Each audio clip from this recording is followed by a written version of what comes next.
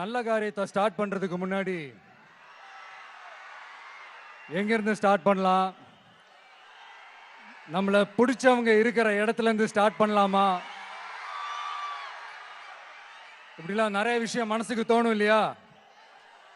அது மாதிரி தமிழ்நாடே நமக்கு பிடிச்ச இடம் தான், நமக்கு மனசுக்கு ரொம்ப பிடிச்ச இடம் தான்.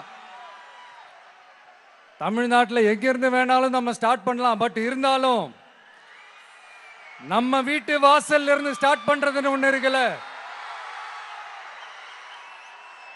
நம்மள பெத்த அம்மா இருக்கிற இடத்துல இருந்து அவங்களோட ஆசியோட ஸ்டார்ட் பண்றதுன்னு ஒண்ணு இருக்குல்ல. அதானே ஒரு பிரைட்டான ஒரு சைனா இருக்கும், ஒரு ஒளியோட, ஒரு வெளிச்சத்தோட. சோ இதெல்லாம் மைண்ட்ல நினைச்சுக்கிட்டு தான் உங்க விஜய் உங்க பெரம்பூர் தொகுதியிலிருந்து, நம்ம பெரம்பூர் தொகுதியிலிருந்து நம்ம பிரச்சாரத்தை ஸ்டார்ட் பண்ணணும்னு முடிவு பண்ணிட்டேன். வட சென்னையில் ரொம்ப மிகப்பெரிய அடையாளத்தில் ஒன்றா இருக்கிற நம்ம பெரம்பூர் தொகுதியில் நம்ம லூர்ட்ஸ் அன்னை சர்ச் இருக்கிற, பிரசன்ன லட்சுமி நரசிம்மர் கோயில் இருக்கிற, பல புகழ்பெற்ற மசூதிகள் இருக்கிற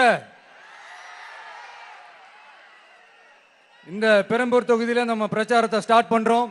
உன்னை மனசார நேசிக்கிற, உன்னோட மக்கள் இருக்கிற, உழைக்கிற, உழைப்போட வாசனை இருக்கிற அப்படிப்பட்ட ஒரு பகுதியிலிருந்து உன் பிரச்சாரத்தை ஸ்டார்ட் பண்ணி விஜயனை மனசு சொல்லிச்சு. அதனாலதான் நான் இங்க இருந்து ஸ்டார்ட் பண்றேன். என் நெஞ்சில் குடியிருக்கும் பெரம்பூர் தொகுதி மக்களே, பெண்கள் பாதுகாப்பு இல்லாத, சட்டம் ஒழுங்கு சரியில்லாத, போதைப் பொருள் அதிகமா இருக்கிற நம்ம தமிழ்நாட்டை நம்ம காப்பாத்தி ஆகணும். தமிழ்நாட்டை இப்படி ஒரு நிலைமைக்கு கொண்டு வந்தது யாருன்னு நான் சொல்லிதான் உங்களுக்கு தெரியணும்னு அவசியம் இல்ல. தீய சக்தி திமுக தான் காரணம். இப்படி ஒண்ணுத்துக்குமே உதவாத இப்படி ஒரு ஆட்சியை நடத்திட்டு விரைவில் விடை பெற போகும் ஸ்டாலின் சார் தான் காரணம்.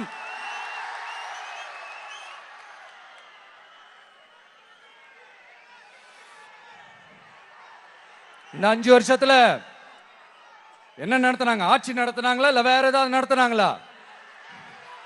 ஒரு சோறு தண்ணி கூட இல்லாம இருந்திரலாம் போல, ஒரு அடிப்படை வசதிகள் கூட இல்லாம எப்படி இருக்கிறது? நம்ம பொம்பளை பிள்ளைங்களா ராத்திரில டாய்லெட் கூட போக முடியல. போயிட்டு வர கேப்ல என்ன நடந்துருமோ என்ன ஆயிடுமோ பதட்டத்தோட இருக்க வேண்டியதா இருக்கு. ஒரு பாட்டி வயசுல இருக்கிறவங்களுக்கு கூட பாதுகாப்பு இல்ல. ஒரு டீ கடையில நிம்மதியா டீ குடிக்க முடியல. போதையை போட்டு வந்து எல்லாரும் வெட்டிட்டு போயிடறானுங்க. இதெல்லாம் நாடா இல்ல காடா? இங்க கவர்மெண்ட் ஒண்ணு இருக்குதா இல்லையா? 5 வருஷம் போலீஸ் டிபார்ட்மெண்ட் கையில வச்சிருக்கிற ஸ்டாலின் சார் ஒரு அடிப்படை பாதுகாப்பை கூட கொடுக்க முடியலன்னா எதுக்கு இந்த ஆட்சி, எதுக்கு இந்த அதிகாரம்? அதனால என்னுடைய அம்மா, அக்கா, தங்கைகளே, தோழர்களே, இளைஞர்களே, நண்பர்களே, உங்களை நான் கேட்கிறேன், இந்த தீய சக்தி திமுக ஆட்சியில பாதுகாப்பு இருக்கா? இந்த தீய சக்தி திமுக ஆட்சியில குழந்தைகளுக்கு பாதுகாப்பு இருக்கா? இந்த தீய சக்தி திமுக ஆட்சியில நீங்க நிம்மதியா இருந்தீங்களா? ஸ்டாலின் சாருக்கு மக்கள்லாம் முக்கியமே கிடையாது. மக்களுக்கான அடிப்படை வசதிகள், பாதுகாப்பு, இதெல்லாம் எதை பத்தி முக்கியமே கிடையாது. அவருக்கும் இந்த திமுக அரசுக்கும் இந்த 5 வருஷத்துல என்ன முக்கியம் தெரியுமா? குடும்பத்தோடு சேர்ந்து கொள்ளையடிச்சதான் முக்கியம்.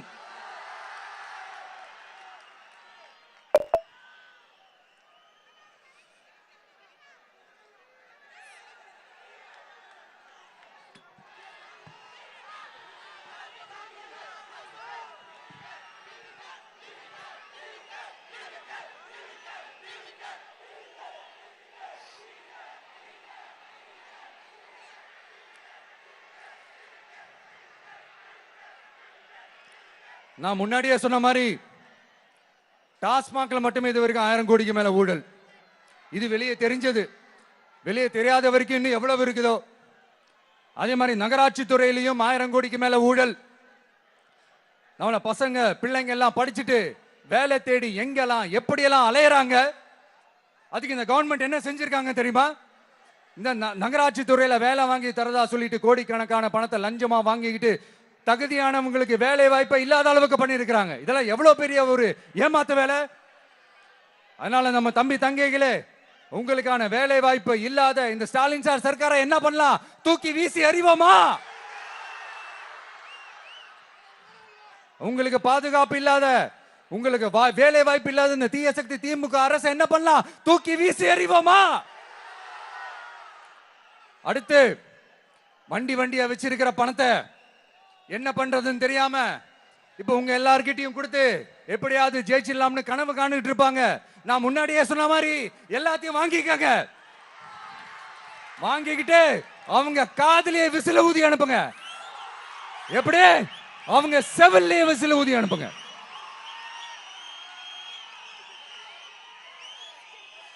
எப்படி ஸ்மார்ட்டா நம்மளை ஏமாத்தி கொள்ளையடிச்சாங்களோ, நாமளும் ஸ்மார்ட்டா இந்த திமுக அரசுக்கு வேட்டு வைக்கணும். வைப்பீங்க தானே?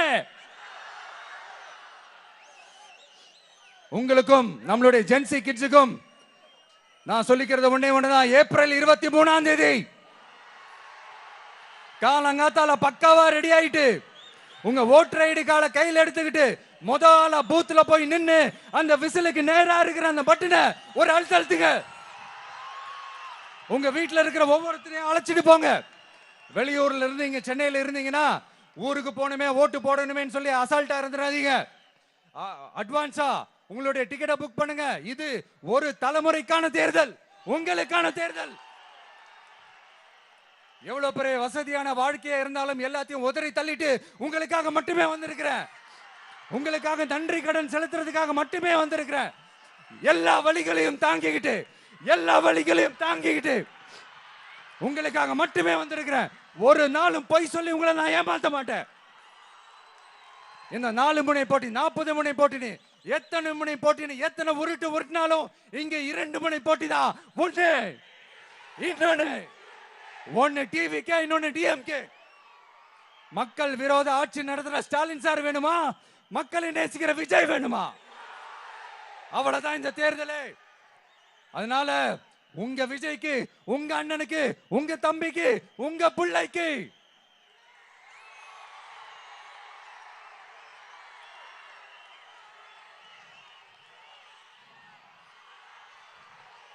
ஒரே ஒரு வாய்ப்பு கொடுங்க. தயவு செஞ்சு விசில் சின்னத்துக்கு ஓட்டு போடுங்க. இது ஒரு விசில் புரட்சி தேர்தலா இருக்கணும். வேற வேட்பாளர்களை நிறுத்தினாலும் அந்த வேட்பாளரும் நானும் இந்த விஜயும் வேற இல்லை. கான்பிடென்ட்டா இருங்க. நல்லதே நடக்கும். வெற்றி நிச்சயம். மீண்டும் சந்திக்கும் வரை நன்றி, வணக்கம்.